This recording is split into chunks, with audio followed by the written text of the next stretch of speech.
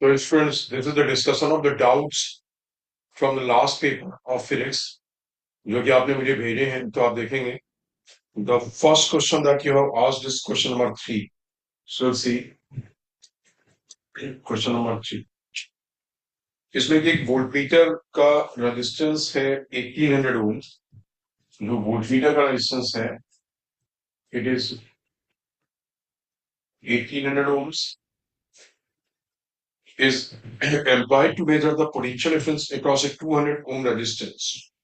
इसे आपने एक 200 ohm रेजिस्टेंस के क्रॉस और मेजर करने के लिए लगाया है जिसके क्रॉस पोटेंशियल डिफरेंस निकालना है 200 ohms. और आपने इसके लिए एक बैटरी यूज की है इसका ईएमएफ है 50 volts and internal resistance is 20 ohms. तो ये है 50 वोल्ट्स एंड इसका इंटरनल रेजिस्टेंस इज 20 ohm. तो आपको ये बताना है कि what is the percentage change in the potential difference across the 200 ohm resistance as a result of connecting the voltmeter. मतलब जब आपने वोल्टमीटर कनेक्ट नहीं किया है तब जो रीडिंग होगी और जब वोल्टमीटर से मेजरमेंट करके रीडिंग निकाली उसमें जो परसेंटेज चेंज होगा कितना. तो आप सबसे पहले देखो तो इसकी इनिशियल रीडिंग होगी V1. V1 will be equal to what, मतलब पहले वाली रीडिंग. जबकि वोल्टमीटर नहीं लगा, आपने केवल सर्किट से निकाला कि 200 ओम के क्रॉस बिना वोल्टमीटर के थ्योरेटिकली कैलकुलेट किया कितना वोल्टेज आता. तो टोटल वोल्टेज है 50. ये दोनों में डिवाइड होगा 200 में, मतलब ये डिवाइड होगा इस रेजिस्टेंस के क्रॉस और इस 20 के क्रॉस. तो ये जो वोल्टेज है 200 ओम के क्रॉस कितना आएगा, इट विल बी 50 इंटू आपको पता है V into R1 upon R1 plus R2. जिसके क्रॉस वोल्टेज निकालना है टोटल वोल्टेज को आप उस रेजिस्टेंस से मल्टीप्लाई करोगे 200 upon what 200 plus 20 that is what 220. So this becomes, इससे आपका ये आ गया 50 इंटू 20 दैट इज 1000 अपॉन 22. मैं इसी फॉर्मेट में लिखूं. अब बाद में देखो क्या होगा.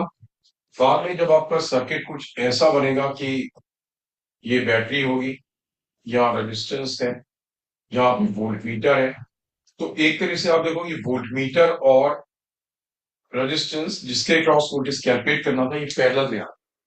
तो इनका जो पैरेलल में इक्विवेलेंट रेजिस्टेंस होगा इन दोनों का, पैरेलल में इनका इक्विवेलेंट रेजिस्टेंस कितना आएगा, इट विल बी, मैं आर डैश करता हूं this what, this will be 1800 into 200, 1800 into 200, that is what R1 into R2 upon what R1 plus R2.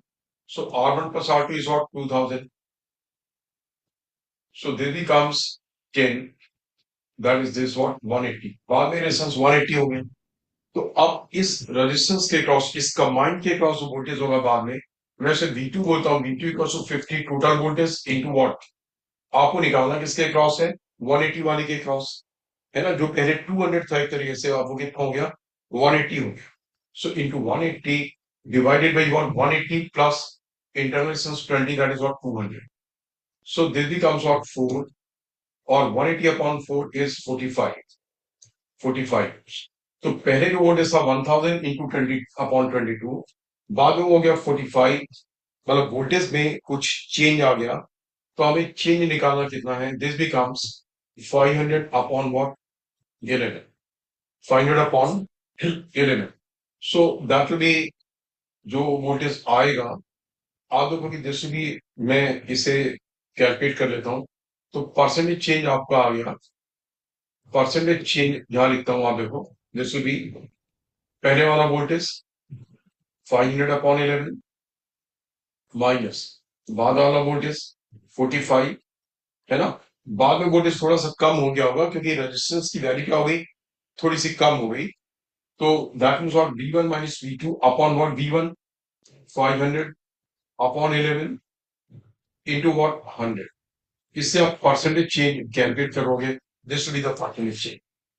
I hope कि आप समझ गए होंगे कि केवल करना क्या था कि बाद में जब आप वोल्टमीटर लगाओगे तो वोल्टमीटर क्योंकि रेजिस्टेंस आर के पैरेलल में होगा तो पैरेलल में इक्विवेलेंट रेजिस्टेंस कम हो जाएगा. तो जो वोल्टेज पहले था ड्रॉप हो रहा था 50 वोल्ट्स, का कुछ पार्ट इंटरनल रेजिस्टेंस के क्रॉस और कुछ पार्ट इसके क्रॉस। तो बाद में क्या होगा, ये रेजिस्टेंस कम हो गया तो इसके क्रॉस वोल्टेज का ड्रॉप क्या होगा, कुछ कम होगा और वही V2 क्या होगी, रीडिंग। ठीक है ना। Now see next, next problem है क्वेश्चन नंबर 5 है ये, दिस क्वेश्चन नंबर 5। इसके पहले क्वेश्चन नंबर 3 बताया, galvanometer of resistance 10 ohm, resistance of the galvanometer RG is 10 ohms, gives full scale deflection when 1 milliampere current passes through। मतलब IG की जो maximum value है is 1 milliampere, full scale deflection value है ये।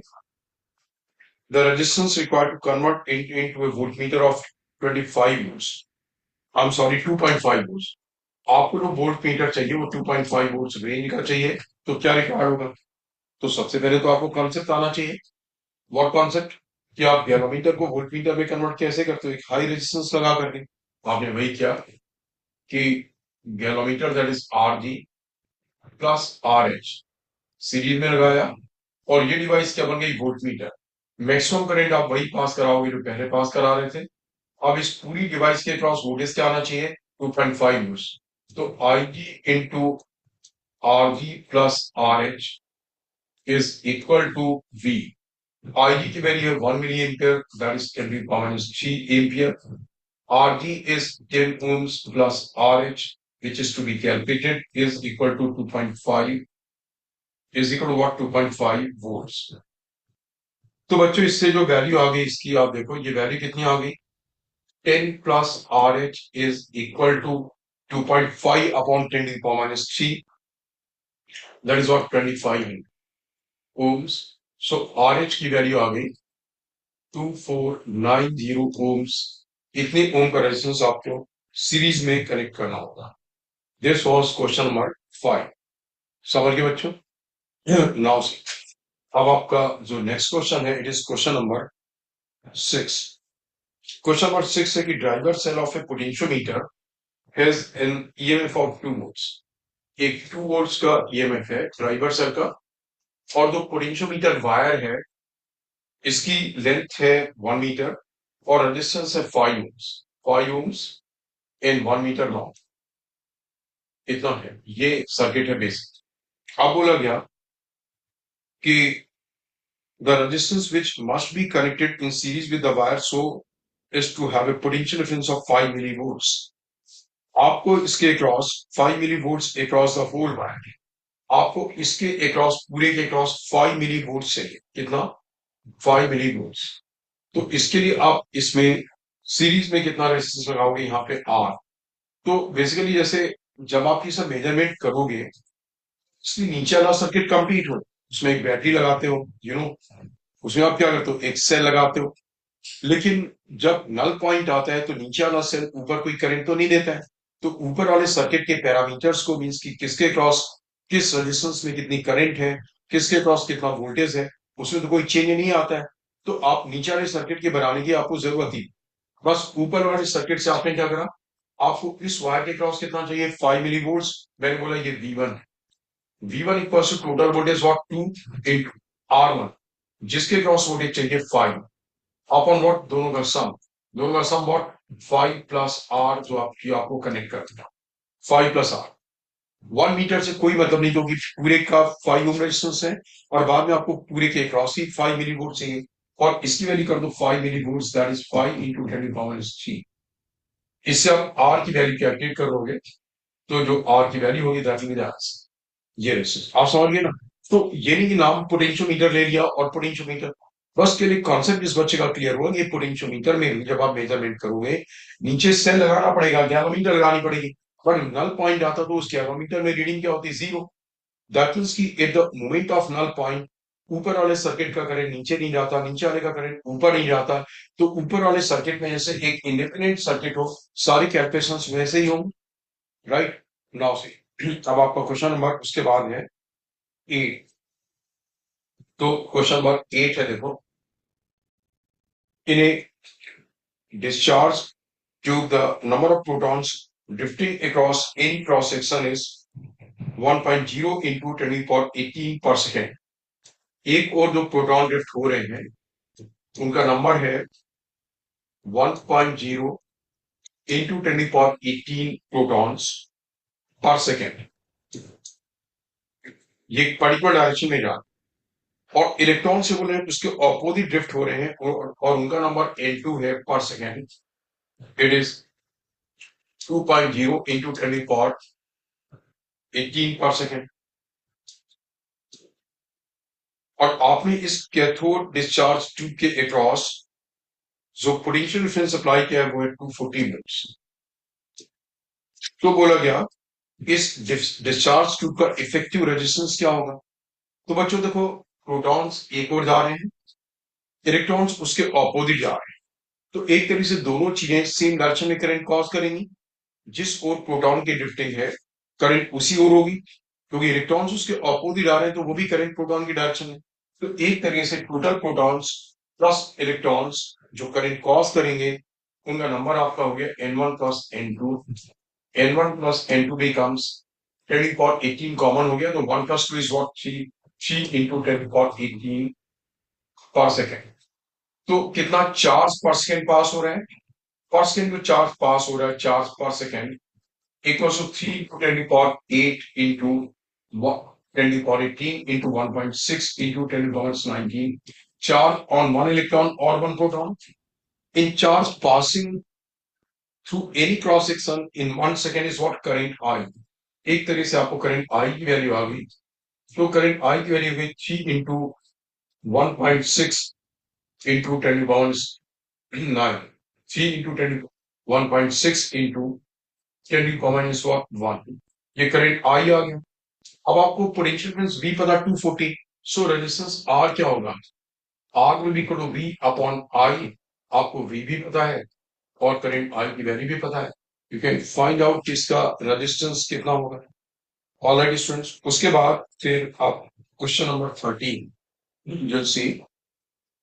जो question number 13 है बच्चों, ये है कि इसमें एक सर्किट में एक रेजिस्टेंस है 2 ओम्स और एक कैपेसिटर है C, एक बैटरी है 5.4 वोल्ट की और यहां एक रेजिस्टेंस है 4 ओम्स। कैपेसिटर की कैपेसिटी भी दे रखी है 0.5 माइक्रोफैराड। ठीक है ना, ठीक है। तो आपसे पूछा क्या गया कि जो इसमें 2 ओम्स के क्रॉस स्टेडी स्टेट करंट क्या हो। आई टोल्ड यू जब स्टेडी स्टेट आएगी, स्टार्टिंग में जैसे ही आपके सर्किट ऑन करोगे तो करंट कैपेसिटर की ब्रांच में भी पास होगा, इस वाली ब्रांच में भी पास होगा। बट जब स्टेडी स्टेट आ रहेगी कुछ देर के बाद, फिर वो करंट पास होगा केवल यहाँ पे पास, करंट केवल यहाँ पे, कैपेसिटर वाली ब्रांच से कोई मतलब नहीं। तो सर्किट में जो करंट आई आ गया जो 2 ओम्स के थ्रू भी पास होगा वही आई यहाँ पे, that we call what 5 point, इसका बैटरी का वोल्टेज है 5.4, इसका वोल्टेज दैट इज व्हाट 5.4। तो करंट पास होगा 5.4 divided by R1 plus R2, so that is what 2 plus 4 6। Is that clear? इतना करंट पास हुआ, so that is what 0.9 amperes। This will be what 0.9 amperes। This was question number 13। Question number 13। Now see, now question number 16 you will see।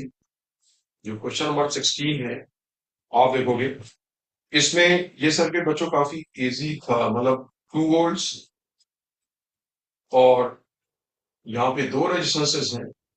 One resistance is 30 ohm and the other resistance here is 30 ohm and there is another resistance of 30 ohms, ये भी 30 ohms। तो यहाँ पे बोला गया आपसे 2 volts और इस सर्किट यहाँ से इस तरीके से कनेक्ट। तो कैलकुलेट करना करंट इन द सर्किट, मतलब यहां से मेन सर्किट में आई कितना हो। सो इट्स वेरी सिंपल बच्चों, ये 30 और 30 आपस में कैसे कनेक्टेड है याद है, सीरीज में।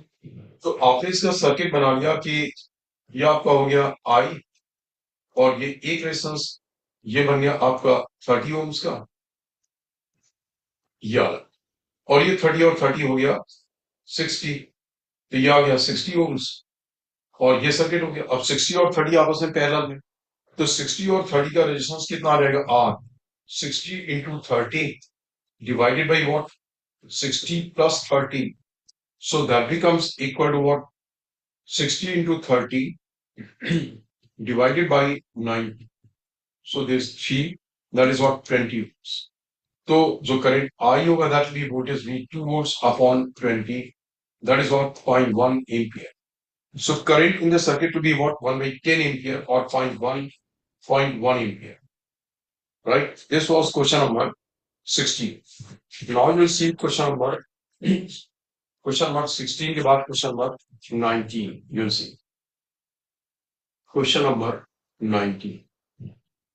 So बच्चे जो question number 19 है, ये भी देखो सिमेट्री पे बेस्ड एक सिंपल सर्किट है।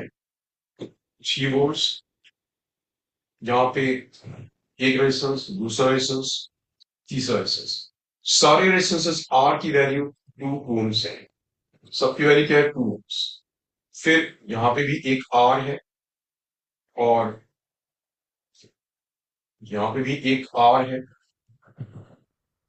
यहाँ पे भी एक आर है, इस लाइक दिस।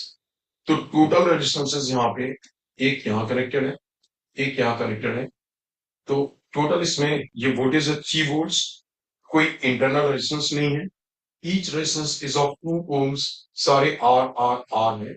तो बोलोगे इस सर्किट में करंट कितनी होगी, यहां से जो करंट आई आएगी कितनी। बच्चों देखो जैसे इस तरीके से फिगर बना करके उन्होंने क्या करा, आपको कंफ्यूज करा कि आप ये सोचो कि ये सिमेट्रिकल नहीं है। ये देखो बिल्कुल इसका आप फिगर ऐसे भी तो बना सकते थे इसे, 3 वोल्ट्स, आर आर आर, इसे नीचे ऐसे करते, याला रेजिस्टेंस आर, ठीक है, फिर ये नीचे वाला आर, फिर किनारे वाला आर, और इसे कनेक्ट कहां से करते, यहां से और यहां से, ये भी आर और ये भी आर। जब लोग ऐसा सर्किट बनाते तो आपको लगता क्या, बिल्कुल साफ साफ पता लगता इस पॉइंट का पोटेंशियल इसके इक्वल होगा, इसमें कोई करंट नहीं, इसका पोटेंशियल इसके इक्वल होगा, इसमें कोई करंट नहीं। जब इनमें करंट नहीं तो ऊपर के तीनों कैसे आ गए, सीरीज में। तो सीरीज में 2 2 2 6, नीचे का भी 6, और 6 आपस में कैसे हैं, पैरेलल में। तो 6 और 6 का क्या आ गया, 3 ओम्स, ऊपर का 6 नीचे का 6, they are in parallel, because यहां पे एक तरीके से कनेक्शन है ही नहीं। तो 6 और 6 का पैरेलल में 3, so current I will become equal to what, 3 upon 3, that is what, 1 ampere. So question number 19 का answer would be what, it will be 1 ampere. So that was a simple question. Generally क्या करते हैं कि वो लोग ऐसे ही figure में figure change किया, जबकि था ऐसे ही, उसको क्या यहां से टिल्ट करके बना दिया, और आप इमीडिएटली थोड़ा सोचेंगे कि क्या यहाँ पे सिमेट्री है नहीं है, इसमें करंट होगा या इसमें करंट नहीं होगा। राइट, नाउ सी, अब आप देखोगे next question is question number 21। तो बच्चे जो क्वेश्चन नंबर 21 है, इट इज की आपको एक इनफाइनाइट लूप, नहीं इनफाइनाइट नहीं है, the equivalent resistance of the following, हाँ इनफाइनाइट नेटवर्क है ये, यहाँ पे 2 ओम्स, यहाँ पे 2 ओम्स, यहाँ पे 2 ओम्स, यहाँ पे 2 ओम्स, यहाँ पे भी 2 ओम्स, यहाँ पे भी 2 ओम्स, यहाँ पे भी 2 ओम्स, यहाँ पे भी 2 ओम्स, और यहाँ पे भी 2 ओम्स। आपको P और Q के क्रॉस कैलकुलेट करना कि व्हाट इज द, और ये इनफाइनाइट नेटवर्क है। तो जो क्लासिकल तरीका बताया गया था, जैसे आप में से अब किसी न किसी बच्चे को तो पूछना पड़ा ये, किसका तरीका बताया गया था। तो आप ये देखो कि बिल्कुल जो क्लास में तरीका था, इट्स एग्जैक्टली लाइक दैट। आपने P और Q के क्रॉस टोटल रेजिस्टेंस R मान लिया, आपने पूरे नेटवर्क का कितना मान लिया, R।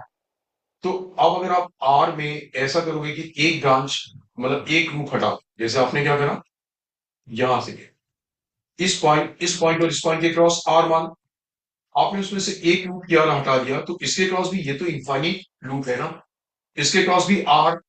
तो अगर ये R है तो ये R, ये 2 ओम्स पैरेलल में, R ये तो पूरा आर हो गया, ये पूरा सब कुछ आर हो गया, और ये उसके साथ 2 ओम्स पैरेलल में, और ये 2 ओम्स और 2 ओम्स, ये इस तरीके से आ गए। अब आपको पी और क्यू के क्रॉस रेजिस्टेंस निकालना है। आर और 2 आपस में कैसे हो गए? पैरेलल। तो इनका रेजिस्टेंस क्या आ गया? आर और 2 का 2R upon are plus 2। Parallel में ये होगा ना, R1 R2 upon R1 plus R2, R plus 2, R plus 2 plus उसके साथ ये 2 ओम सीरीज में, उसके साथ ये 2 ओम सीरीज में, तो प्लस 2 और P2 के क्रॉस आपने ऑलरेडी कितना माना हुआ था? R, keep it equal to what? R। R में ये एक क्वाड्रेटिक इक्वेशन बनेगी, और उस क्वाड्रेटिक इक्वेशन से जो R की रियल वैल्यू होगी आप उस सॉल्यूशन कर देंगे। This was question number 21। बिल्कुल एग्जैक्टली यही तरीका क्लास में भी बताया गया था। नाउ सी क्वेश्चन नंबर 24 है 21 के बाद। You see question number 24। Question number 24। तो बच्चों क्वेश्चन नंबर 24 है कि कंडक्टर का रेजिस्टेंस है 3 ओम्स, एक कंडक्टर है उसका रेजिस्टेंस R इज 3 ओम्स। बोलो इसे यूनिफॉर्मली स्ट्रेच किया गया सो दैट इसकी लेंथ डबल हो। नाउ सी, बिकॉज कंडक्टर को जब आप स्ट्रेच करोगे लेंथ डबल हो जाएगी, तो एरिया ऑफ क्रॉस सेक्शन क्या आ जाएगा? हाफ हो जाएगा, because volume has to be constant. Length into volume is length into area of cross section is what? Volume. Length into area is what? Volume, और volume constant होना है। तो अगर आपने लेंथ को डबल कर दिया, इसे आपने 2 टाइम्स, तो ये क्या रहेगा? हाफ। ये L/2, ये हो गया आपका 2L। तो 2L इंटू वॉट? ये आपका हो गया 2L इंटू वॉट? A/2। कभी तो वॉल्यूम वापस से वही आएगा।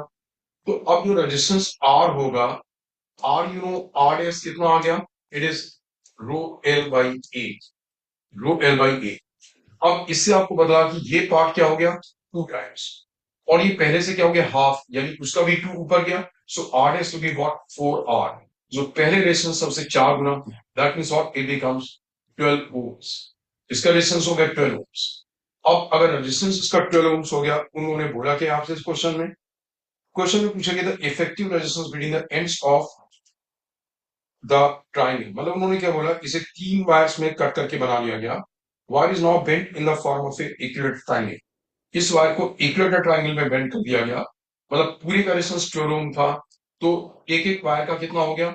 4 ओम्स, 4 ओम्स, 4 ओम्स। और उन्होंने बोला किसी भी एक the resistance the between the ends of any side of the triangle, किसी भी साइड के क्रॉस, इसके क्रॉस रेजिस्टेंस। तो 4 और 4 सीरीज में 8, 8 के साथ 4 पैरेलल, तो equivalent resistance R double s आ गया आपका 8 into 4 on 8 plus 4, so that will become equal to what? 32 upon 12, that is 16 upon 6, that is what? 16 upon 6 means what? This becomes 8 by 3 ohms. This is what 8 by 3 ohms will be the resistance. All right बच्चों, ये आपको दिखाई दे रहा है ना 8 by 3, ठीक है? हाँ, अब देखो ये 8 by 3 ohms, ये अब आपको दिखाई दे रहा हो, ये 3 लिखा है, दिस इज व्हाट 3, ठीक है ना? So these were the doubts that you had asked.